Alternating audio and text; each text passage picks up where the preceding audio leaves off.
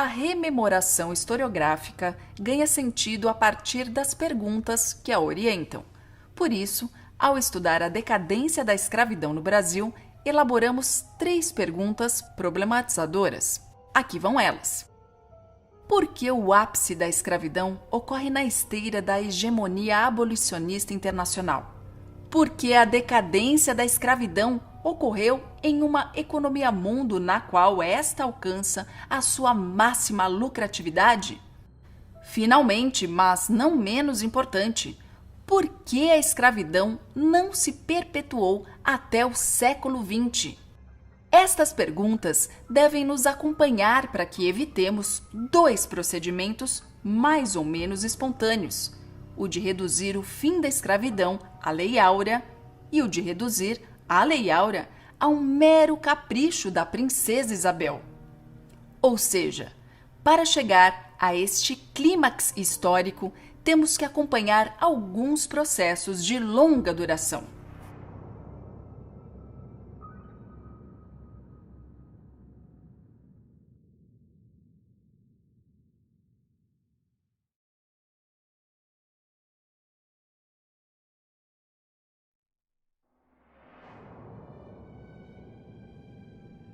Para começar, precisamos delinear, de acordo com apontamentos de Robin Blackburn, as condições mundiais que condicionaram a ascensão do escravismo de plantation no Vale do Paraíba, mas que também vão fornecer as sementes político-ideológicas de seu próprio isolamento. Sem mais delongas, é importante notar que este período foi inaugurado pelas revoltas de escravizados que formaram a Revolução Haitiana em 1791. Esta verdadeira inflexão histórica decorre de um processo racializado de luta de classes, marcada pela desproporção demográfica entre brancos e negros e pelos padrões intensos de exploração de trabalho. Ora, foi justamente a explosão dos jacobinos negros no Haiti que desestruturou o mercado de commodities, especialmente o de café e o de açúcar, produzindo um vazio geoeconômico que virá a ser preenchido por outros territórios. Ademais, não bastasse isso, o imaginário político dos senhores de escravos passou a ser assombrado pelo fantasma de um tipo de revolta que é inseparável das contradições internas ao próprio escravismo de plantation. Assim, se outros territórios americanos passaram a competir para produzir plantations capazes de suprir esta carência comercial, as elites envolvidas com o escravismo passaram a ver o escravizado negro com outros olhos, ou seja, a partir do temor absoluto de uma revolta total e do temor narcisista de um iluminismo vodum e outras misturas perigosas que representava o escravizado. Seguindo adiante, um outro fator que desencadeou consequências internacionais de longo prazo foi a decadência do escravismo nos territórios ingleses, expressa primeiro na proibição do comércio de escravizados em 1807 e depois na abolição da escravidão em 1833. Vale lembrar, no entanto, que a classe senhorial foi reembolsada sob as premissas da noção liberal burguesa de propriedade privada e que as classes dominantes não tinham, a princípio, nenhuma oposição à escravidão. Na verdade, essas classes seriam ou pressionadas pelos abolicionistas escravizados a fazer oposição ou se oporiam por interesses estratégicos específicos. Neste sentido, é notória a ascensão do Império Inglês como grande pivô diplomático das relações ultramarinas internacionais, logo após a restabilização do território europeu formalizada pelo Congresso de Viena em 1815. Ora, este é o momento em que o tráfico de escravizados é proibido em toda a Europa e o governo inglês, é claro, esforçava-se para garantir uma posição ideológica legítima diante das elites europeias. Por outro lado, este desenvolvimento também abriria ainda mais horizontes para as plantations americanas, que competiam assiduamente pelo mercado internacional, e este mesmo governo inglês, destituído de seu próprio escravismo, não deixaria de se aproveitar disso.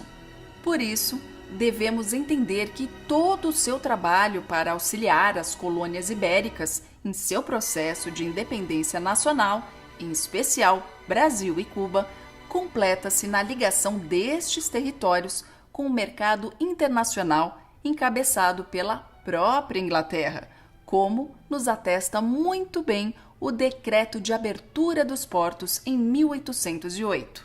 Em suma, trata-se de uma reestruturação geopolítica que transfere o sentido destas economias escravistas de exportação agrícola das decadentes metrópoles ibéricas para um novo centro vanguardista mundial. Mas qual seria, afinal, esta tal vanguarda? Ora, a mesma que produziu na Inglaterra uma sociedade civil incompatível com o escravismo.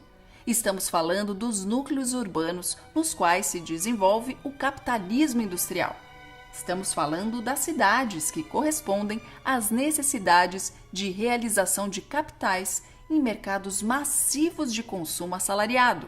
Quanto aos Estados Unidos, resta dizer que, se a Inglaterra resistiu intensamente à sua independência em 1776, o sul dos Estados Unidos, predominantemente escravista, mantém relações comerciais e diplomáticas vitais para a Inglaterra, exportando para ela grandes quantias de algodão.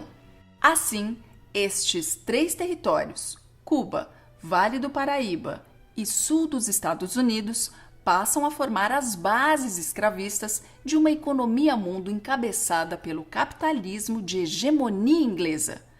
O algodão era transformado em tecidos para o mercado industrial de roupas. O café e o açúcar, mesmo que commodities supérfluas, tornavam-se indispensáveis para o ritmo da disciplina social por terem alto valor estimulante e energético. Finalmente, convém explicar a razão do termo segunda escravidão, este conceito desenvolvido por Dale Tomisch. Devemos começar dizendo que a escravidão colonial desenvolveu duas instituições inéditas: o tráfico transatlântico de escravizados e a plantation escravista de exportação. Ora, de fato, as bases da segunda escravidão permanecem as mesmas da primeira, mas estas instituições fundadoras sofrem, no ingresso do século XIX, uma transformação qualitativa precisamente em função da emergência do capitalismo enquanto economia mundial. Podemos definir essa transformação como um escape definitivo da economia natural, restrita ao tempo cíclico e ao espaço rebelde da natureza bruta. Ou seja, a segunda escravidão tem o seu fundamento em um regime escravista mais autônomo e mais produtivo, capaz de suprir os mercados de vasta extensão em seu ritmo capitalista industrializado. Em última instância, a aceleração do tempo e o encurtamento das distâncias desta economia mundial se condensam e se expressam através desta nova fronteira de mercadorias que define a segunda escravidão. Inclusive, devemos considerar o escravismo de plantation da segunda escravidão e o capitalismo industrial como fenômenos sociais afins, pois a acumulação capitalista nos centros urbanos tinha como sua base uma acumulação primitiva continuada e cada vez mais intensa nas colônias. Mais do que isso, os territórios escravistas de plantation exportavam commodities essenciais, mas com pouco valor agregado, e eram, por sua vez, financiados pelos próprios centros capitalistas que as importavam. Formava-se assim um circuito de retroalimentação entre esses dois extremos da fronteira das mercadorias. Seguindo adiante, uma análise econômica interna do plantation na segunda escravidão nos revelará duas coisas. Primeiro, que o escravizado representa uma parcela do capital disponível para o senhor, enquanto o capital fixo, equivalente à aquisição de animais ou maquinário. Sendo assim, seu custo, sua produção e sua manutenção já são calculados em seu preço. Em segundo lugar, descobrimos que o escravizado também funciona como mecanismo de garantia de crédito, pois a facilidade de conversão deste em dinheiro o transformava em um ativo líquido amplamente aceito no século XIX. Em suma, mesmo que encontremos contradições entre estes dois modos de produção quando ocupam o mesmo espaço, é impossível compreender a historicidade da segunda escravidão fora da sinergia necessária entre capitalismo e escravismo na economia mundial oitocentista. Podemos passar, finalmente, para a descrição encontrada em Rafael Marquesi do desenvolvimento da segunda escravidão no Vale do Paraíba até sua consolidação em 1830, pois este será o território que determinará em grande medida a formação nacional oitocentista em suas contradições. Nesse momento já estavam disponíveis para o Vale do Paraíba 3 condições infraestruturais solidamente estabelecidas durante o período colonial brasileiro. Em primeiro lugar, temos que ressaltar a colcha de retalhos de espaços agrícolas, impulsionada pela política pombalina de diversificação de produtos, trabalhando culturas variadas de alimentos e mercadorias em condições ecológicas favoráveis, especialmente para o cultivo de café. Foi assim que o café, devido às suas características biológicas, pôde funcionar como um investimento de longo prazo, pois seus arbustos dariam frutos por anos, mas, antes de chegar à maturidade, ele ainda podia fornecer sombreamento para o cultivo de outros produtos. Em segundo lugar, devemos reconhecer a importância da rede de estradas coloniais que conectam as principais regiões mineiras do interior sudestino, passando pelo Vale do Paraíba, com a infraestrutura portuária carioca e também com as regiões pecuárias gaúchas. E é claro, o ponto pivô da conexão entre essas regiões era a Feira de Mulas de Sorocaba, pois funcionava como polo de distribuição de animais capazes de transportar produtos para o mercado interno e externo, além de servir de ponto de reabastecimento dos tropeiros, esses que foram fundamentais para o transporte do café até a construção de ferrovias. Em terceiro lugar, temos que nos lembrar da infraestrutura acumulada durante os vários séculos de tráfico transatlântico de escravizados africanos. No caso do Vale do Paraíba, encontramos uma relação bilateral estreita entre o Rio de Janeiro e a zona congo-angolana, desde a defesa deste território dos ataques holandeses no século XVII. Em suma, o cultivo de café brasileiro encontrava vantagens ecológicas. Sua circulação podia investir menos trabalho transportador em cada mercadoria e o senhor tinha menos custo de capital fixo com escravizados. Dito isto, estes fatores regionais, acrescidos das transformações estruturais que acompanharam a vinda da família real ao Rio de Janeiro, fizeram do Vale do Paraíba o território mais apto na geoeconomia mundial para se apropriar da hegemonia cafeeira. No momento em que chegamos à década de 1830, o Vale do Paraíba já alcançou a hegemonia do mercado de café no mundo e a aposta simbólica de Dom Pedro I ao inscrever os ramos de café na bandeira do Brasil Imperial em 1822 se provou um exercício de previsão político-econômica. Neste momento, o Brasil desponta como nação que determina os próprios padrões mundiais de consumo de café. Então é a partir da década de 1830 que começa a se tornar verdadeira no Brasil a descrição do século XIX como um século de escravismo moderno, mais intenso em termos de tráfico de africanos, mais violento e controlador no nível cotidiano do trabalho e mais eficiente e lucrativo em sua realização no mercado internacional de commodities. A adoção de maquinário industrial no beneficiamento do café, a concentração progressiva de escravizados, de terras e a construção em 1860 de uma malha ferroviária nas partes críticas do Caminho Novo e financiada por capitais ingleses, concretizaram o ápice da escravidão brasileira como um todo. Entretanto, essa produtividade estava diretamente associada a um fluxo necessariamente contínuo de mão de obra escravizada, e é também na década de 1830 que esta situação começa a se fragilizar de maneira expressa, mesmo que paulatina.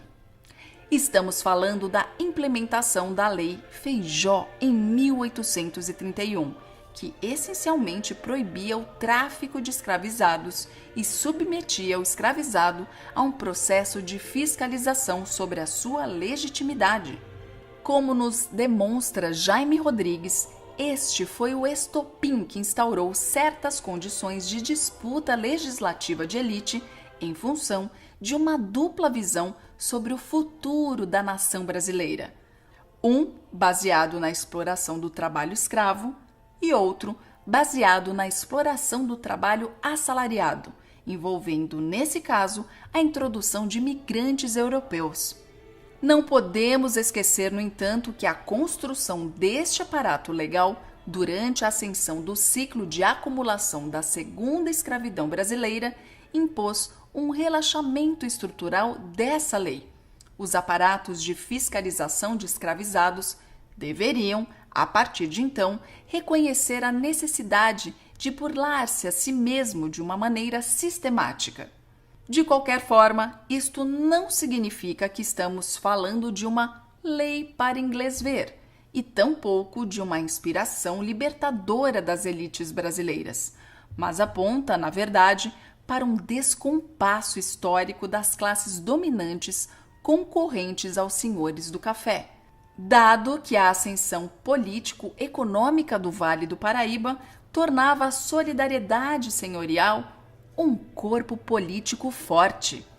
Como disse Raimundo José da Cunha Matos, abre aspas, o comércio de escravos deve acabar, mas deve acabar quando assim o quiser a nação brasileira livre, soberana, independente dos caprichos e da vontade do governo da Inglaterra. Fecha aspas. Ainda assim, o tratado proposto pelo governo inglês em 1825, menos do que propor o fim do tráfico, fazia reivindicações territoriais sobre a África, guiada por interesses puramente coloniais. Vale a pena investigar, portanto, por que alguns setores da elite não escravista propunham uma legislação mais radical do que a proposta pela Inglaterra, e para isto precisamos acompanhar os discursos políticos das elites letradas no interior de uma luta governamental pelo futuro do fim do escravismo na nação brasileira que estava em plena gestação. A grande preocupação era a do horizonte de um Brasil que tivesse uma sobrevida em relação à economia escravista e, por isso, o primeiro reinado passava a ter novas questões a colocar em dia. Neste sentido, podemos dividir as preocupações entre as de natureza político-social e as de natureza político-econômica. Do lado político-social, encontramos uma articulação entre especulações sobre a natureza supostamente violenta e corruptora do escravizado africano, com o medo de uma revolta total que vinha desde a Revolução do Haiti e do Quilombo dos Palmares. O problema aqui era que o povo brasileiro ainda era multidão, isto é, uma massa aglomerada, sem vínculo algum ou subordinação entre si, como dizia Azeredo Coutinho. De acordo com o mesmo, o fato era que o Brasil não contava com, abre aspas, população correspondente a seu território, pois tinha a população heterogênea incompatível com os brancos, antes inimiga declarada, fecha aspas. Por isso, nas palavras de outra figura importante da época, esse perigo iria se perpetuar indefinidamente, enquanto não cessar a importação de tão fatal mercadoria. Enfim, sob a perspectiva político-econômica, o problema era garantir que o homem negro realizaria trabalho disciplinado e útil a todos os momentos, pois acreditavam que, deixados à própria sorte, tornariam-se vagabundos. Ademais, este trabalho disciplinado e útil, isto é, agrícola e com altas taxas de exploração, já estava garantido com o escravismo vigente, mesmo que este incluísse um horizonte de enegrecimento do Brasil. Podemos concluir, com a conjugação desses dois fatores, que a contradição entre o perigo da população negra revoltosa e a necessidade de importá-la para a geração da riqueza nacional colocou como necessidade a substituição de mão de obra, a postergação do fim do tráfico e a abolição gradual da escravidão. Ainda assim, estes fatores internos, impulsionados pela pressão inglesa, confluem para a concretização da Lei Eusébio de Queiroz, em 1850, que descola o ônus jurídico do contrabando de escravizados do senhor para residir unicamente no traficante. Vale lembrar, no entanto, que isto ocorre apenas depois que os senhores do Vale do Paraíba conseguem reestocar seus contingentes de escravizados através do tráfico ilegal. Ora, é justamente o fim do tráfico de transatlântico de escravizados que pode ser considerado o início do fim da segunda escravidão brasileira, que neste momento, vale lembrar, ainda está em plena ascensão. E a maneira na qual nós podemos relacionar o fim do tráfico com o fim da escravidão reside na seguinte pergunta: por que não houve outros Palmares na história do Brasil? Encontramos a resposta para esta pergunta no fato de que, de acordo com Rafael Marquesi, a partir do século XVII, o sistema escravista brasileiro passou a escorar-se em uma estreita articulação entre tráfico transatlântico de escravizados, bastante volumoso, e número constante de alforrias, na medida em que a torneira da alforria permanecia aberta. A torneira do tráfico negreiro deveria manter-se aberta em intensidade superior. Isso é possível devido ao fato de que os libertos e seus descendentes, em pleno processo de miscigenação, não eram inimigos dos senhores de escravos brasileiros.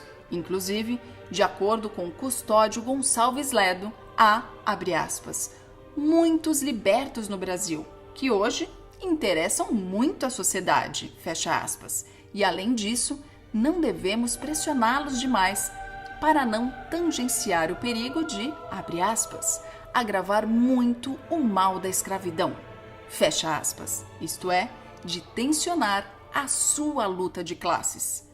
Quer dizer, houve no Brasil um processo específico que transformou a miscigenação na mestiçagem, processo social complexo que dá lugar a uma sociedade plurirracial. No que se refere ao controle do escravizado, a alforria parecia ser o meio mais eficiente de garantia da não revolta, mesmo que isto não signifique, de modo algum, uma suposta harmonia, dado que a violência e a intimidação diretas só poderiam ocorrer até o limite determinado pela ira dos escravizados em união solidária. Com o fim do tráfico, essa válvula de escape que era a alforria deveria cessar. E o que é mais grave, o tráfico interprovincial deveria ser eventualmente instituído. O sujeito escravizado e alienado de sua comunidade familiar expandida se tornava um sujeito violento, com sede de justiça, e não tinha mais nada a perder além de seus grilhões. Assim, o negro mau vindo do norte, uma expressão muito usada na época, pelo tráfico interno, se tornou tanto o nome de um perigo quanto uma legenda contra esse mesmo tráfico que os tornou revoltosos. De acordo com o Sidney Chalhoub, este também é um momento no qual o governo brasileiro, para sair do seu estado de desordem, como diziam os papéis ministeriais da época, e passar a capacidade de legislar e governar, precisa antes passar a contabilizar. Esta era a missão do aparato governamental diante das instabilidades internas do primeiro reinado, a montagem de uma república que tenha uma sobrevida em relação ao forte, mas decadente escravismo. Podemos, para isto, analisar a correlação entre a Lei Eusébio de Queiroz, a Lei de Terras e o Censo Geral do Império, todos da década de 1850. Tratava-se de um processo que convergia na regularização da questão fundiária pública e dos dados demográficos para, assim, preparar territórios de colonização para a imigração europeia, que complementaria, dado que nunca substituiu, a mão de obra africana.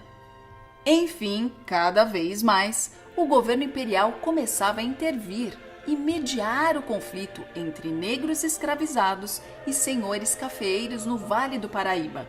Efetivamente, o governo protegia os senhores na medida em que os proteger era equivalente à condução cuidadosa da questão mais ampla da segurança do país, mas, simultaneamente, acabava por deslegitimar a autoridade absoluta que os senhores gozavam sobre este domínio. José Próspero Caroatá, conselheiro de Estado, afirmava ser impossível que, abre aspas, eles, os escravizados, não viessem a perceber a ilegalidade da sua escravidão, fecha aspas. Assim, o governo tinha a missão de não tornar a escravidão, abre aspas, mais penosa por um excessivo e insuportável rigor, fecha aspas, e faziam isso professando conhecer os interesses dos fazendeiros melhor do que eles próprios. O fim do tráfico atlântico de africanos escravizados, o decrescimento vegetativo dessa população, as pressões externas e internas de transição no modo de exploração do trabalho e o perigo das revoltas violentas e possivelmente revolucionárias já habitavam o cálculo político de importantes setores do governo imperial brasileiro. Em última instância, o papel das disputas governamentais acabou sendo o de estancar o quanto podia a sangria das alforrias, postergar o quanto podia o fim da escravidão, mas, simultaneamente, o de preparar o terreno para a exploração dos brasileiros negros e imigrantes enquanto força de trabalho e não mais como capital fixo. É este papel que explica, por exemplo, a Lei do Ventre Livre de 1871, que, em última instância, obrigava os filhos escravizados a trabalhar por 13 anos para o seu senhor antes de se tornarem livres aos seus 21 anos, assim como a Lei dos Sexagenários de 1885, que garantia aos escravizados com mais de 60 anos que fossem libertos em uma idade na qual não seriam mais produtivos nem saudáveis. O fato é que a escravidão institucional brasileira começava a isolar-se, tanto em termos internacionais, sendo o estopim a vitória dos anti-escravistas na Guerra Civil Americana, quanto em termos nacionais, sem poder repor os seus escravos, numa escravidão cada vez menos hegemônica. Ela tornava-se paulatinamente inviável em termos político-econômicos e, portanto, em termos ideológicos. Inclusive, é na década de 1870 que o tráfico interprovincial ganha proporções dramáticas e passa a levar aos limites as suas contradições, alterando a demografia ideal para o trabalho na plantation e considerando progressivamente as populações escravizadas e insatisfeitas vindas do norte nas mãos de um número reduzido de senhores isolados no Vale do Paraíba. Ademais, como nos explicam Ricardo Salles, Rafael Marquesi e Emília Viotti da Costa, começam a entrar em evidência as contradições político-econômicas imanentes ao escravismo em uma economia mundial capitalista que cada vez mais começa a prescindir da segunda escravidão. Ora, as grandes unidades de operação cafeeira no Vale do Paraíba tinham um tamanho máximo que era ditado, em função de necessidades disciplinares, pelo tempo de deslocamento dos trabalhadores da quadra da senzala. Além disso, o escravismo se baseava na adaptação de um corpo fixo a tarefas estáveis, inibindo o desenvolvimento pleno das mudanças na divisão social do trabalho. Em suma, a economia do trabalho não tem um sentido concreto em condições sociais escravistas, ou seja, mesmo que o escravizado consuma, ele não se integra em uma sociedade civil que complexifica seu consumo na mesma medida em que a divisão de trabalho também se complexifica. Ora, isto significa que era estruturalmente necessário que o escravismo da segunda escravidão se tornasse defasado enquanto projeto econômico hegemônico de longo prazo.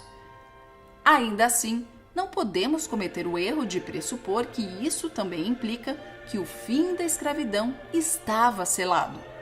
O escravismo brasileiro foi aproveitado até a sua última gota e, mesmo libertos, os negros sofreriam a partir de então a repressão da vadiagem e vagabundagem, como disse um chefe de polícia logo após a abolição, enquanto ele mesmo explicava o quanto compreendia ter que atentar ao cumprimento da Lei Áurea.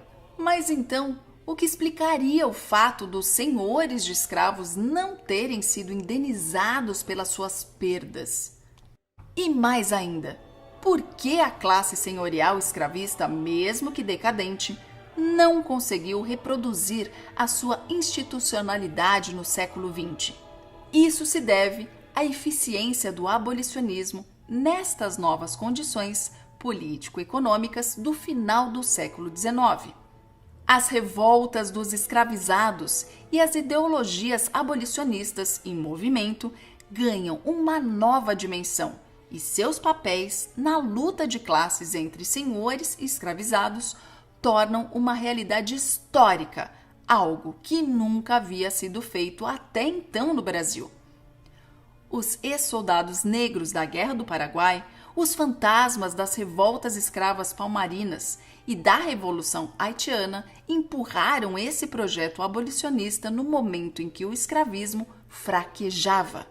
A abolição, de fato, ocorre em condições históricas, construídas para classes dominantes de homens brancos, mas foi certamente uma abolição do humano negro pelo humano negro.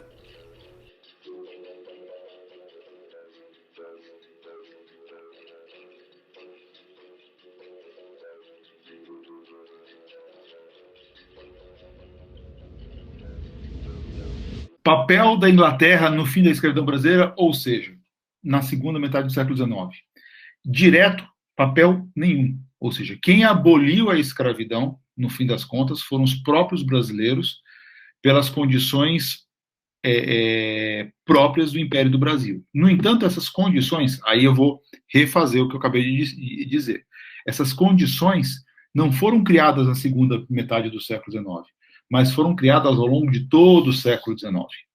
Ou seja, o papel da Inglaterra no fim da escravidão brasileira não é um papel imediato, ou seja, não houve uma pressão, uma ação política da Inglaterra para a aprovação da lei do 13 de maio, é isso que eu estou querendo dizer, de 1888, mas não haveria abolição da escravidão brasileira sem a profunda reorganização que aconteceu no sistema mundial, né, promovido pela hegemonia do capital britânico, pela hegemonia do poder político britânico. Né? E começa pela própria questão que vem na sequência. A escravidão teria acabado sem os abolicionistas? Jamais. Ou seja, a escravidão é uma instituição milenar, né? Quando eu digo milenar, é uma instituição que nasceu com a Revolução Neolítica, Estou falando aqui, poxa, da Revolução Agrícola em vários quadrantes do globo, né, há 10 mil anos atrás. Em todas as sociedades estratificadas, né, onde você teve estratificação social, sempre houve a presença de escravos. Né? Então, é uma instituição, mas isso com muita história, com muitas nuances, né, variações, assim por diante, mas é uma instituição milenar. Ela, poxa, tem uma história aí longuíssima. Né? Só que a presença do abolicionismo, ou seja, uma campanha sistemática, né, fundada em ideias contrárias à escravidão, isso é uma novidade da virada do século XVIII para o século XIX, é uma novidade do século XIX. Né? Então, a gente só consegue entender o final da escravidão com o surgimento do abolicionismo. Mas aí vem a outra questão. O abolicionismo sozinho jamais acabou com a escravidão. Ou seja, o abolicionismo, para acabar com a escravidão, teve que contar com a ação decisiva dos escravizados. Isso é um ponto crucial também, porque em todas as experiências de abolição da escravidão que houve no Novo Mundo, nas Américas, né, começando pela primeira delas, mais radical, que foi a Revolução do Haiti, né, mas depois, continuando com a abolição gradual nas unidades federativas do norte dos Estados Unidos, né, ou então nas novas repúblicas que surgiram aqui nas Américas, na América Espanhola, né, e depois avançando para o século XIX, ao longo do século XIX, com Brasil e Cuba, em todos esses processos de abolição sempre houve, né, uma aliança entre movimento político contrário à escravidão e escravizados. Isso é quase que uma regra de ouro, ou seja, quem acaba com a escravidão sempre é uma aliança entre abolicionistas e escravizados.